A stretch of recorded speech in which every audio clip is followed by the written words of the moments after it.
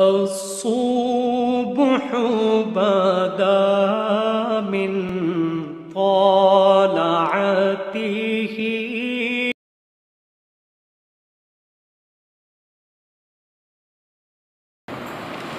بسم اللہ الرحمن الرحیم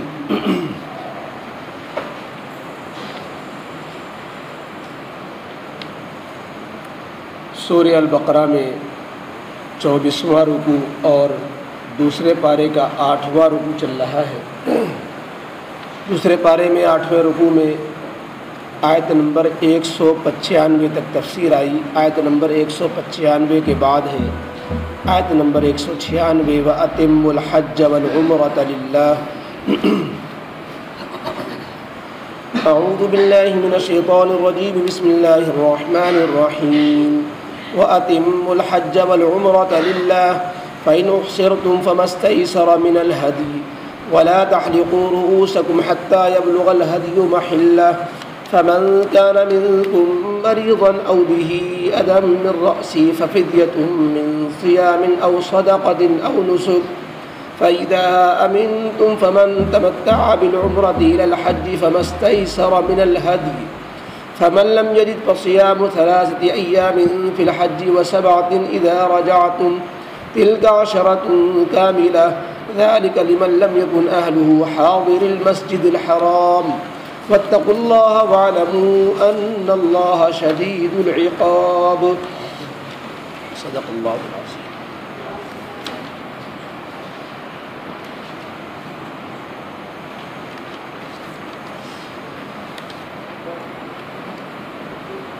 اوپر کی آیتوں میں حج کا ذکر شروع ہونے کے بعد جہاد کا ذکر آیا تھا، اس مناسبت سے کہ نبی کریم علیہ السلام اپنے صحابہ کے ساتھ جب عمرہ کرنے جا رہے تھے تو کفار مکہ مشرکین عرب نے آپ کو عمرہ نہیں کرنے دیا تھا۔ راستے میں روڑا بن گئے اور شرطیں لگائیں جس کی وجہ سے اس عمرے کی قضا اگلے سال کرنی پڑی۔ اس میں صحابہ کو تردد پیش آیا کہ اب کی دفعہ پھر روکا، یہ جنگ و جدال کی نوبت آئی تو ہم لوگ کیا کریں گے؟ حدود حرم کا لحاظ اور محترم مہینوں کا لحاظ، حالت احرام کا معاملہ، اس پر وجہ سے اللہ رب العزت کی طرف سے آیات جہاد نازل ہوئی کہ اگر ان کی طرف سے جنگ شروع کی جاتی ہے تو تم بھی جنگ کرو۔ یہ رہ گئے حدود حرم یا محترم مہینے، ان سب کا تعلق قصاص سے ہے، یعنی جب ایک فریق اس کی پابندی نبھا رہا ہو تو دوسرے فریق کو بھی نبھانا ضروری ہوتا ہے۔ اگر کوئی دوسری طرف سے ابتدا ہو جائے تو تم پر بھی اس کی پھر پابندی لازم نہیں ہے کہ تم اپنے ہاتھ کو روکے رکھو اور جو ہے ان کے مظالم کو سہتے رہو، بلکہ جو انہوں نے ظلم و زیادتیاں کی ہیں ان سے ان کا برابر کا بدلہ لے سکتے ہو۔ اور اس سلسلے میں مال کے اخراجات کی ضرورت ہو تو پھر مال سے اپنے ہاتھوں کو روک کر اپنے پاؤں پہ کلہاڑی مت مارنا، تو دشمن قوی ہو جائے گا اور پھر تمہیں ہلاکت میں ڈالے گا۔ تو مال و جان سے جہاد کرتے رہنا۔ یہاں جہاد بمانا قتال ہے جو تلواروں اور سنگینوں کے سائے میں ہوتا ہے۔ اس کی نوبت آ جائے تو حدود حرم کے اندر بھی اگر دشمن حملہ کر دے، مسلمانوں پر حلہ بول دے تو مسلمانوں پر لازم ہے کہ اس کا جواب دیں۔ وہاں پر صرف یہ نہیں رہا کہ صرف مسلمان وہاں پر دعا کریں، بلکہ یہ کہا کہ اس کا جواب دیں۔ وَقَاتِلُوهُمْ حَتَّى لَا تَكُونَ فِتْنَةٌ وَيَكُونَ الدِّينُ لِلَّهِ، یہ اوپر کی آیتوں میں گزرا۔ اب پھر آیات حج سے متعلق ہے، اس کا مضمون مکمل کیا جا رہا ہے اور یہ بتایا جاتا ہے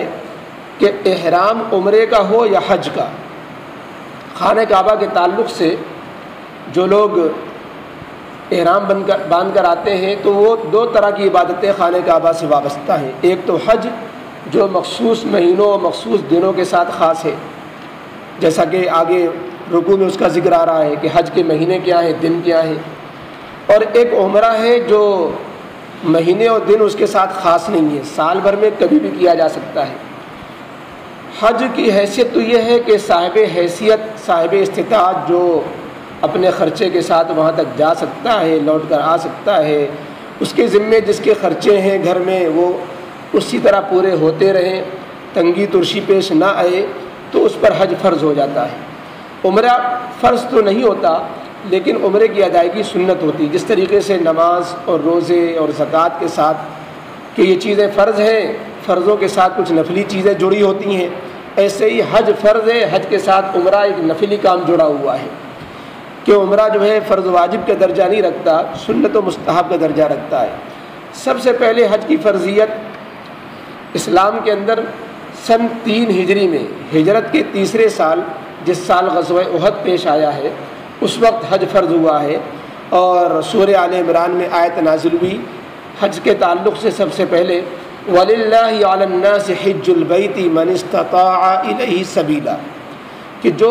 حج کی استطاعت رکھتے ہیں ان کے لیے لازم ہے کہ بیت اللہ کا ایک مرتبہ پوری عمر میں حج ضرور کریں۔ اور وہاں پر عمرے کا ذکر نہیں ہے، یہاں پر یہ ذکر ہے کہ حج کا جب کوئی احرام باندھ لے یا عمرے کا احرام باندھ لے، اگرچہ عمرہ فرض واجب نہیں ہوتا لیکن احرام باندھنے کے بعد اب عمرہ کرنا ضروری ہو جاتا ہے۔ احرام میں داخل ہو جانے کے بعد اب عمرہ کیے بغیر احرام کو ختم نہیں کیا جا سکتا۔ یہ ایسے ہی ہے جیسے نفل نماز آپ پڑھیں نہ پڑھیں، لیکن نفل نماز کی نیت باندھ لی تو اب نیت توڑ نہیں سکتے، نفل نماز پوری کرنی پڑے گی، توڑ دیں گے تو قضا کرنی پڑ جائے گی اس نفل کی۔ یہی معاملہ عمرے کا ہے کہ عمرہ آپ کریں نہ کریں، لیکن عمرے کا احرام جب بندھ گیا تو اب احرام سے نکل نہیں سکتے جب تک کہ آپ عمرہ نہ کر لیں۔ لیکن اس میں کبھی ایسی شکل بھی پیش آ جاتی ہے کہ ہماری ساری تیاریاں مکمل ہیں، احرام بھی بن گیا، لیکن کچھ قدرتی رکاوٹیں آ گئیں، بیماری آزاری لگ گئی، یا جو ہے پاسپورٹ میں غلطی کمی نکل آئی، ویزا کینسل ہو گیا، یا وہاں حالات پرامن نہیں رہے، جنگ و جدال چھڑ گیا، یا یہ کہ دشمنوں نے روک دیا، تو گویا قانونی بندش ہو یا بیماریاں کچھ لگ گئی ہوں، تو ایسی صورت میں کیا کریں؟ مثلا نبی کریم علیہ السلام کے ساتھ جو رکاوٹ پیش آئی کہ کفار مکہ نے، مشرکین عرب نے آپ کو عمرہ کرنے سے روک دیا، سب کے احرام بندھے ہوئے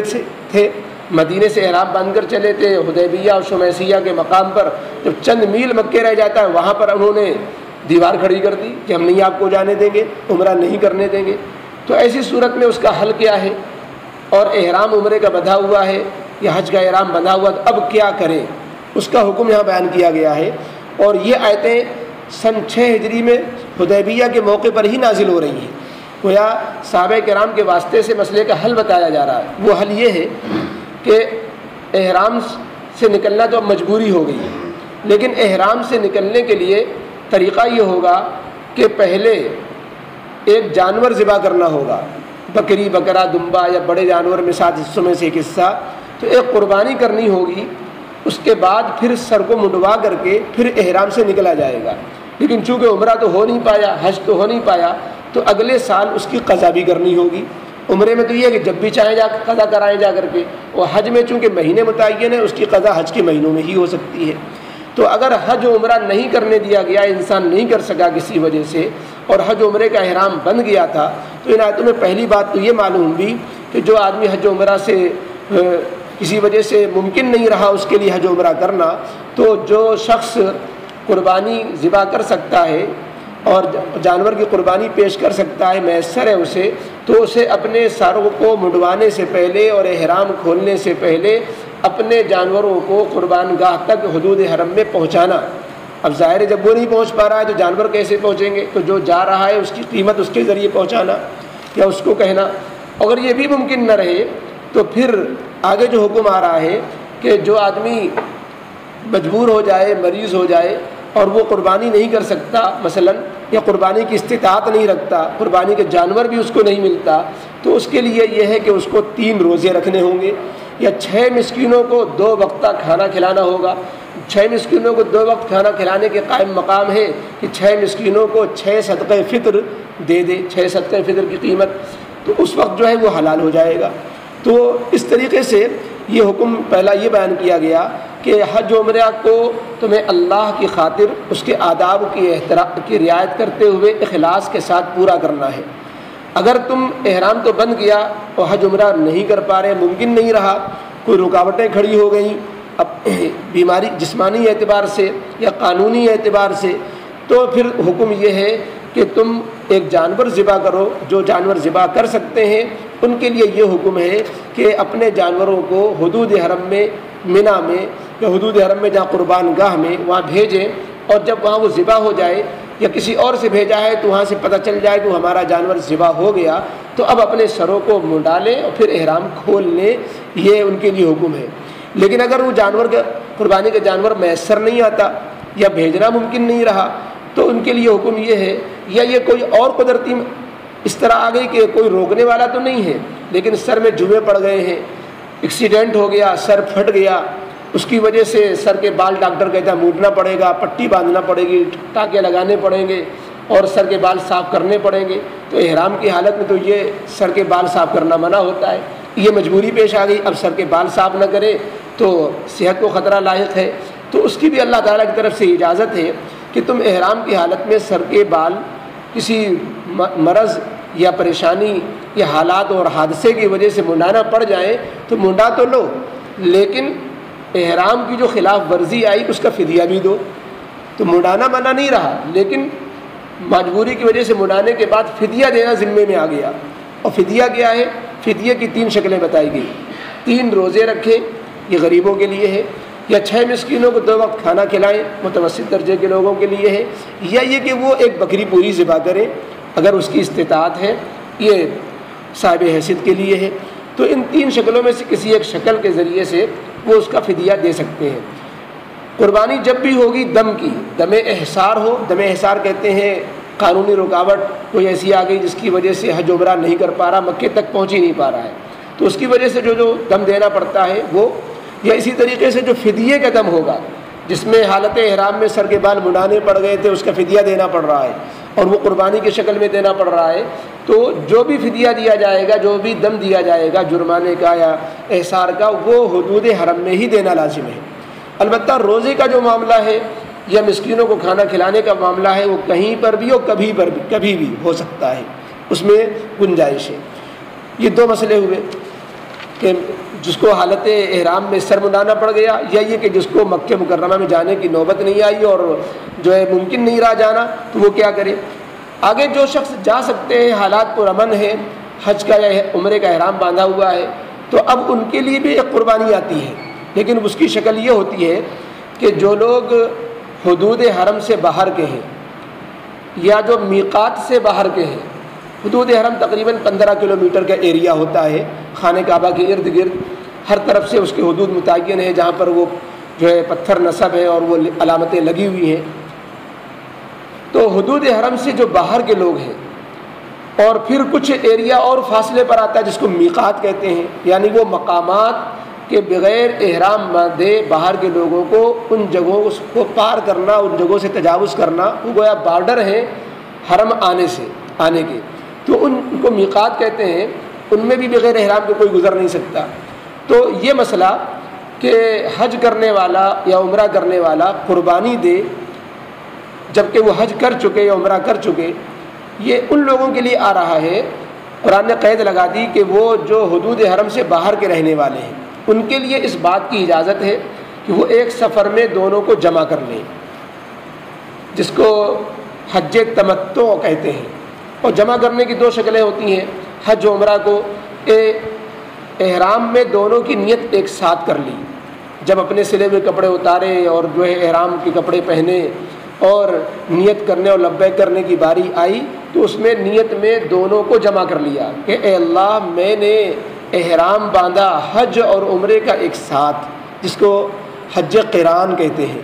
حج قران کا ہم نے احرام باندھا حج عمرے کا ایک ساتھ اللہ کے واسطے، اور اس کے بعد فوراً لبیک پڑھتا ہے آدمی۔ یہ شکل ہوئی حج و عمرہ کو ایک ساتھ کرنے کی کہ حج عمرے کا احرام ہی ایک ساتھ بن گیا، اس کو حج قران کہتے ہیں۔ اس کے اندر بھی حج و عمرہ دونوں سے فراغت کے بعد ایک قربانی کرنی ہوتی ہے کہ اللہ تعالیٰ نے عمرہ بھی کرا دیا، حج بھی کرا دیا، اس کو دم شکرانہ بولتے ہیں۔ یہ ہر سال جو حج کی جو ذی الحجہ کی قربانی ہوتی اس کے علاوہ قربانی ہے، اس کا ہر سال کی قربانی سے تعلق نہیں ہوتا، وہ تو سب پر ہوتی ہے۔ یہ حاجی کے ساتھ خاص ہے جو حج اور عمرہ دونوں کو ایک ساتھ کر رہا ہے۔ حج و عمرہ کو دونوں ایک ساتھ کرنے کی ایک دوسری شکل ہوتی ہے جو اس سے زیادہ آسان ہے، وہ یہ کہ پہلے احرام باندھا اس نے حج کے مہینوں میں صرف عمرے کا، اس میں حج کو شامل نہیں کیا، جیسے کہ 99% لوگ جو انڈیا اور پاکستان سے حج کرنے جاتے ہیں وہ ایسا ہی کرتے ہیں کہ سب سے پہلے اپنے وطن کے ایئرپورٹ سے احرام باندھتے ہیں صرف عمرے کا، کہ اللہ میں نے عمرے کی نیت کی، عمرے کا احرام باندھا اللہ کے واسطے، اس کو آسان فرما، قبول فرما، یہ عمرے کا احرام ہوا۔ اب اس کے بعد جب وہاں پہنچے مکے میں، احرام عمرے کی ادائیگی کی، عمرے میں جو 4 کام کرنے ہوتے ہیں وہ پورے کام پورے کیے، عمرے سے فارغ ہونے کے بعد احرام کھل جاتا ہے، بال مونڈ لیتا ہے آدمی، سادے کپڑے میں آ جاتا ہے، اس طریقے سے وہ حلال ہونا کہلاتا ہے۔ اب اس کے بعد وہ وہیں باقی رہتا ہے، نفلی طواف کرتا ہے۔ پھر جب حج کے دن آ جاتے ہیں، ذی الحجہ کا چاند نکل آتا ہے، 7 تاریخ ذی الحجہ کی ہو جاتی ہے، تو دوبارہ وہ وہیں پر حج کا احرام الگ سے باندھتا ہے۔ تو چونکہ حج کے احرام اگرچہ دونوں کا ایک ساتھ نہیں ہوا، لیکن حج کے مہینے میں ہی اور حج کے مہینوں میں عمرہ بھی ہوا، اور حج کے مہینوں میں حج کے دن جب آئے تو حج بھی ہوا، تو یہ بھی دونوں کو جمع کرنا پایا گیا۔ اگرچہ بیچ میں اس میں سہولت مل گئی کہ وہ دونوں کے سے آزاد بھی ہو گیا تھا اور عمرے سے احرام سے نکل بھی گیا تھا، تو یہ جب حج عمرے جب اس میں بھی حج سے فارغ ہو جائے گا تو اس میں بھی قربانی دینا ہوگی کہ اللہ تعالیٰ نے اس کا عمرہ بھی کرا دیا، حج بھی کرا دیا۔ یہ دونوں اس طریقے سے حج عمرہ کرنے میں کو حج تمتع کہتے ہیں، جس میں درمیان میں احرام کھل جاتا ہے، اور احرام کھلے بغیر دونوں کا احرام ایک ساتھ باندھا جائے اس کو حج قران کہتے ہیں۔ قران مانے دونوں کو ایک ساتھ ملا دینا، تمتع مانے دونوں کے بیچ میں نفع حاصل کر لینا۔ تو یہ حج تمتع حج قران دونوں میں حاجی پر قربانی ہوتی ہے۔ اگر صرف کوئی آدمی حج کا احرام باندھے، عمرہ حج کے مہینوں میں نہ کرے تو اس کے لیے قربانی کا مسئلہ پھر نہیں آتا۔ یہ جو حج تمتع حج قران جس میں حج و عمرہ دونوں کو ایک سفر میں کرنے کی اجازت ہے، اس کے بعد قربانی کرنے کا حکم ہے، یہ خاص ہے ان لوگوں کے لیے جو حدود حرم سے باہر کے رہنے والے ہیں یا میقات سے باہر کے رہنے والے ہیں، ان کے لیے یہ اجازت ہے۔ عرب کے رہنے والے، حدود حرم کے رہنے والے، ان کے لیے حج کے مہینوں میں عمرہ اور حج کو جمع کرنا نہ قران کے طور پر نہ تمتع کے طور پر جائز نہیں ہے، اس لیے کہ وہ تو وہیں کے رہنے والے جب چاہیں گے عمرہ کر لیں گے۔ لیکن جو باہر کے رہنے والے وہ مستقل سفر تو عمرے کے لیے کرنے سے رہے، لمبا خرچہ آتا ہے، حج کے لیے سفر کرنا مشکل ہوتا ہے، ایک بار کے بعد دوبارہ اجازت مشکل ہو جاتی ہے حج کے لیے، تو لہذا وہ ایک ہی سفر میں حج کو بھی نپٹا دیں عمرے کو بھی نپٹا دیں، ان کے لیے اجازت ہے۔ یہ اللہ تعالیٰ کی طرف سے مہربانی ہے کہ تم ایک ہی سفر میں عمرہ کرنے والے اور حج کرنے والے دونوں بن جاؤ گے، جبکہ وہاں کے رہنے والوں کے لیے یہ آزادی نہیں ہے۔ عمرے حج کے اگر انہیں حج کرنا ہے حج کے مہینوں میں تو عمرہ نہیں کر سکتے، عمرہ کرنا ہے تو وہ حج نہیں کریں گے، ان کو دونوں کو جمع کرنے کی اجازت حج کے مہینوں میں نہیں ہے۔ اس لیے یہاں پر جو ہے ذکر کیا گیا، تو یہ گویا ایک الگ مسئلہ ہوا کہ جب تم حج کو جاؤ اور حج عمرہ دونوں کرو تو پھر تمہیں ایک قربانی ہوتی ہے حج عمرے سے رک جانے کی بنا پر، اور ایک قربانی ہوتی ہے حج عمرہ کمپلیٹ ہو جانے کی بنا پر، تو دونوں قربانیوں کا یہاں پر ذکر کیا گیا ہے۔ اور باقی حج اور عمرے کے تعلق سے بڑے مسائل ہیں، آدمی مسائل کو بار بار سیکھتا ہے تب بھی اس میں بہت سی باتیں جو ہے شک و شبے میں رہتی ہیں، اور انسان کو بار بار پوچھ کے اس کو حل کرنا ہوتا ہے۔ یا تو موٹی موٹی باتیں خاص طور سے اس وقت کے لیے جب صحابہ کرام جب عمرہ کرنے جا رہے تھے تو ان کا جو حج تھا اس میں عمرہ بھی شامل تھا اور حج بھی شامل تھا، وہ گویا حج تمتع کر رہے تھے، تو ان کے لیے نیا معاملہ تھا، وہ گویا امت محمدیہ کا پہلا حج تھا اور امت محمدیہ کا پہلا عمرہ تھا۔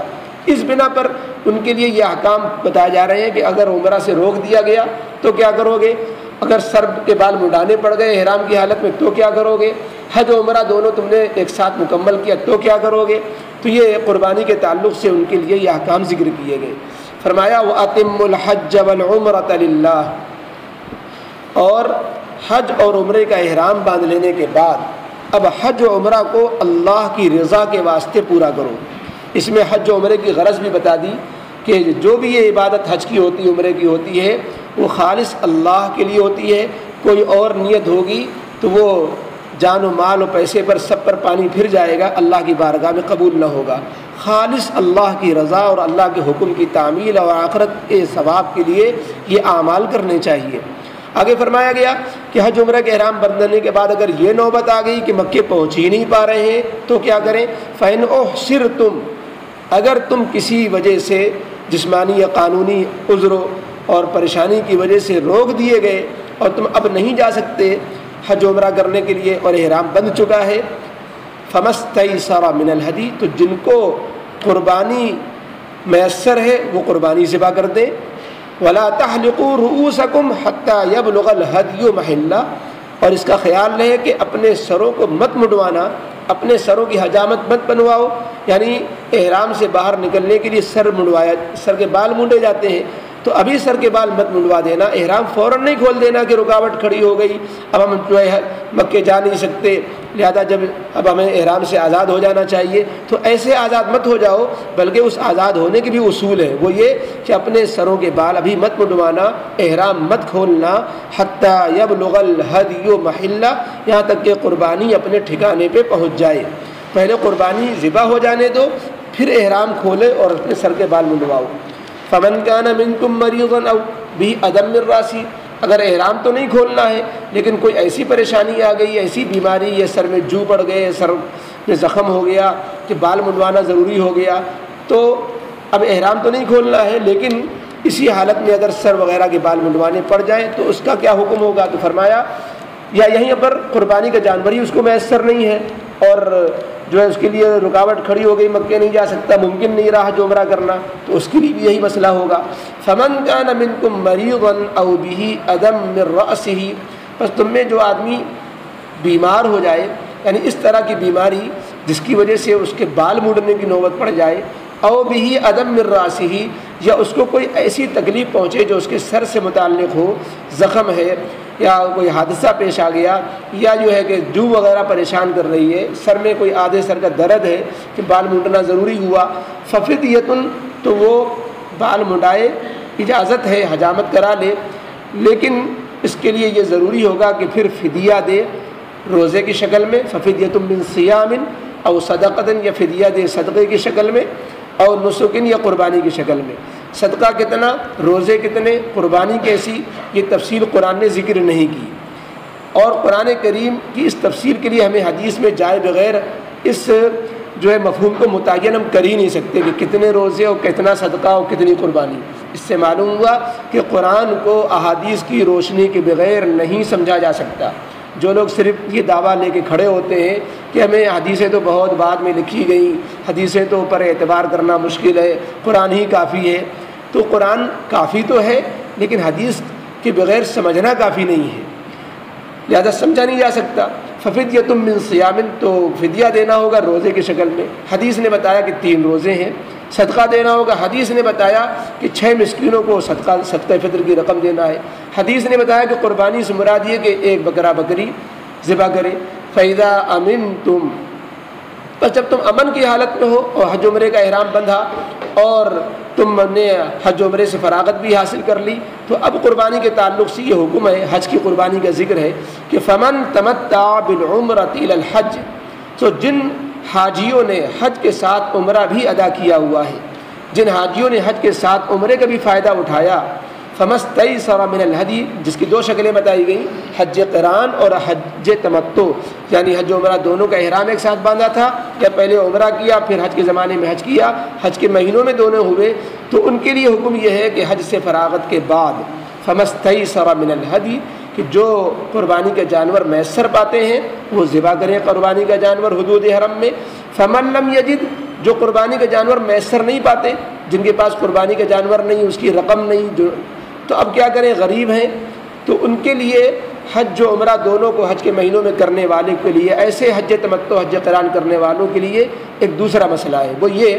کہ وہ 3 روزے تو رکھیں حج سے پہلے اور 7 روزے رکھیں حج کے بعد، حج کا وقت نکلنے کے بعد، اب چاہے وہیں پر یا اپنے گھروں میں آنے کے بعد۔ 3 روزے جو حج سے پہلے رکھنے ہیں وہ 9 ذی الحجہ سے پہلے پورے ہو جانے چاہیے 3 روزے، اور 7 روزے جو ہے وہ حج کے بعد کبھی بھی رکھے جا سکتے ہیں، وہاں پر یا وطن میں آنے کے بعد۔ یہ 10 روزے یہ ایک قربانی کا بدل بن جائیں گے، لیکن اس میں جو یہ شرط لگی ہوئی ہے کہ 3 روزے حج کے زمانے میں 9 ذی الحجہ سے پہلے ہو جانے چاہیے۔ اگر کسی نے 3 روزے پہلے نہیں رکھے اور وہ غریب ہے تو اب اس کو قربانی کی قضا ہی کرنا پڑے گی، پھر تو یہ جائز نہیں ہے کہ وہ 10 روزے بعد میں رکھے، اس کو 3 روزے پہلے رکھنا یہ وقت کے اعتبار سے لازم تھا۔ فمن لم یجد فصیام 3 ایام فی الحج، بس جو شخص نہ پا سکے قربانی کا جانور تو وہ 3 روزے رکھ لے حج کے زمانے میں، یعنی 9 ذی الحجہ سے پہلے، و 7 اذا رجعتم، اور 7 روزے رکھے جب وہ حج کا زمانہ ختم ہو جائے وہ لوٹے. عام طور پر لوگ لوٹ آتے اس لیے لوٹنا کہہ دیا، ورنہ اگر کوئی وہیں رہتا ہے اور وہ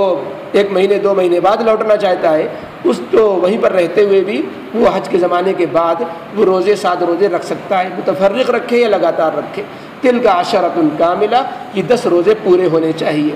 ذالک لمن لم یکن اہلہ، یہ اجازت کہ حج اور عمرہ دونوں ایک ساتھ کر سکے اور پھر قربانی بعد میں شکرانے کی دیں، یہ مسئلہ اور یہ اجازت ان لوگوں کے لیے ہے لم یکن اہلہ حاضر المسجد الحرام، جو حدود حرم کے باشندے نہیں ہیں. ان کے لیے یہ اجازت ہے. جو حدود حرم کے باشندے ہیں ان کے حج کے مہینوں میں حج و عمرہ دونوں کو جمع کرنا ان کے لیے جائز نہیں ہے. تو ذالک لمن لم یکن، یہ ان لوگوں کے لیے ہے جو نہیں ہے اہلہ، وہاں کے حاضر المسجد الحرام، مسجد حرام کے قرب و جوار کے جو رہنے والے نہیں ہیں. اسی کے تحت میں امام حنیفہ رحمۃ اللہ علیہ نے میقات کے اندر جو رہنے والے لوگ ہیں، مسجد حرام کے حدود حرم سے باہر کے ہیں لیکن میقات کے اندر کے ہیں، ان کے لیے بھی یہی مسئلہ ہے. واتقوا اللہ، اور اللہ سے ڈرتے رہو حج و عمرے کی ادائیگی میں، ان کے احکام کو پورا کرنے میں. واعلموا، اور یہ یقین رکھو کہ اللہ جس طرح بہت نیکیاں دیتا ہے کامل اور مقبول حج و عمرہ پر، ایسی اللہ تعالیٰ سخت پکڑ فرماتا ہے جو آدمی حج و عمرہ کا موقع پائے اور اس حج و عمرے میں اللہ کو منانے کے بجائے سیر و تفریح میں وقت گزارنے لگ جائے. وَاعْلَمُوا، اور یقین جانو ان اللہ شدید العقاب، بے شک اللہ تعالیٰ کا عذاب بھی بڑا سخت ہوتا ہے.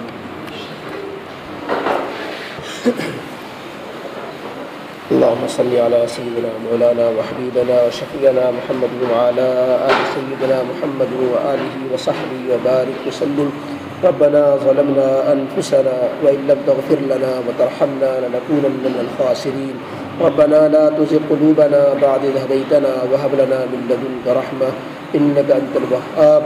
ربنا هب لنا من أزواجنا وذرياتنا قرة أعين واجعلنا للمتقين إماما. یا رب العالمین، ہم سب کے گناہوں کو معاف فرما. اے اللہ، ہم سب کو نیک اعمال کی توفیق نصیب فرما، ہم سب کے ایمان میں کمال نصیب فرما. اے اللہ، ایمانی ضعف دور فرما. اے اللہ رب العالمین، ہم سب کی عبادتوں کو کامل فرما. ہمارا وضو، ہماری نماز، ہماری تلاوت، ہماری روزے اور ہماری اللہ تمام عبادتوں کو اے اللہ کامل و مکمل بنا. اے اللہ، جو نقص ہے اسے دور فرما. اے اللہ، ہم تیرے شاعر شان تو کوئی عبادت کر بھی نہیں سکتے. اے اللہ، اپنی بارگاہ میں جو بھی ہے اللہ جس طرح بھی ٹوٹی پھوٹی عبادتوں کی توفیق تیری ہی جانب سے ملی ہوئی ہے، اے اللہ اپنی بارگاہ میں اسے قبول بھی فرما. اے اللہ، ہم میں سے سب کو